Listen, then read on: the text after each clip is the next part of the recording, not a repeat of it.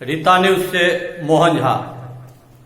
बिहार विधानसभा चुनाव 2020 की सरगर्मी काफी तेजी से गांव के चौक चौराहों, शहर और प्रत्येक गांव में चर्चा का विषय बनने जा रही है।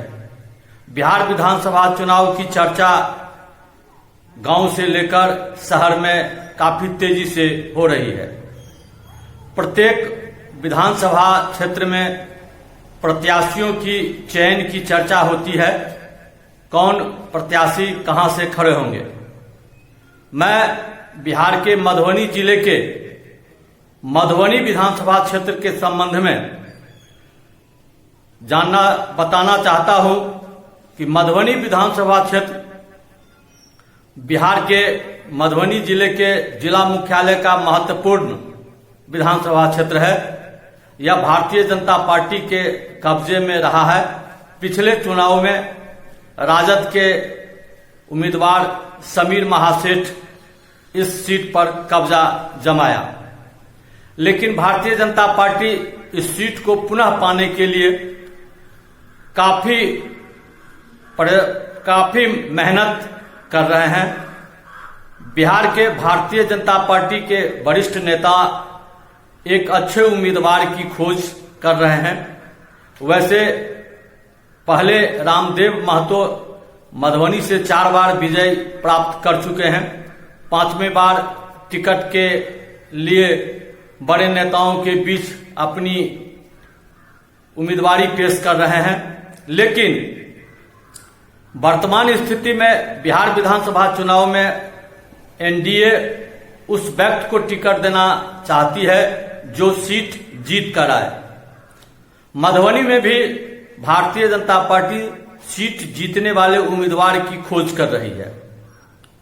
वैसे अगर वर्तमान समय में मैं चर्चा करूं तो आधे दर्जन से अधिक उम्मीदवार मधुबनी से चुनाव लड़ने की बात कह रहे हैं और अपने आला नेताओं के बीच चुनाव लड़ने की बात की है। सबसे पहले मैं एक बात जानना चाहता हूं कि भारतीय जनता पार्टी में एक बड़े नेता वेंकटेश चौधरी का चर्चा काफी तेजी से पटना में चल रहा है। मधुबनी में भी इसकी चर्चा होने लगी है।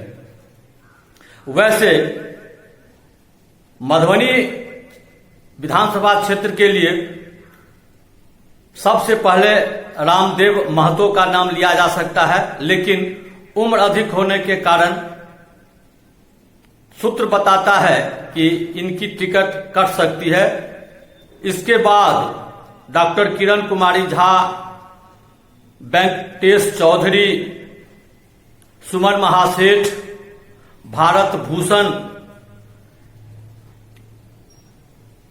अरविंद पूर्वे, श्रवण पूर्वे, पवन शाह, काजल कुमारी, मनोज चौधरी, हीरालाल दास का नाम चर्चा में है। मैं ये नहीं कहता कि किनके गले में टिकट का ताज मिलेगा और कौन प्रत्याशी होंगे, लेकिन ये सारे प्रत्याशी वर्तमान समय में उम्मीदवार बनने के लिए अपने आला अधिकारी या आला नेताओं के बीच आवेदन कह सकते हैं, आवेदन दे चुके हैं। इस सबसे महत्वपूर्ण एक नए उम्मीदवार जो मधुबनी में चर्चा का माहौल बन रहा है वह है वेंकटेश चौधरी। वेंकटेश चौधरी से हमने बात की तो हम चलते हैं मधुबनी जिले के भावी भारतीय जनता पार्टी के प्रत्याशी के रूप में मैं कहूं, मैं उनसे जानना चाहता हूं उनका मंशा उम्मीदवार बनने की है तो भारतीय जनता पार्टी उनको कितना महत्व देती है, चुनाव के लिए टिकट देती है नहीं देती है, यह तो बात की बात है। लेकिन मैं अभी चलता हूं उनके जुबान से ही सुनता हूं कि मधुबनी विधानसभा क्षेत्र के लिए वह क्या सोचते हैं और वे अपनी उम्मीदवारी के लिए भारतीय जनता पार्टी के नेताओं के बीच आवेदन दिया है कि नहीं। वैसे बंकेश चौधरी के संबंध में यह कहना चाहता हूं कि वे वर्तमान समय में भारतीय जनता पार्टी के बड़े नेताओं के बीच रहने वाले हैं और मधुबनी के ही निवासी हैं। चलते हैं, हम उनके जुबान से ही सुनते हैं कि वे क्या कहते हैं। समस्त मधुबनी वासियों को मेरा सादर प्रणाम। आज के इस कोरोना महामारी के समय मैं आपसे सोशल मीडिया एवं रीटा न्यूज़ के माध्यम से रूबरू हो रहा हूं। मेरा नाम वेंकटेश चौधरी है। मैं सप्ता निवासी हूं।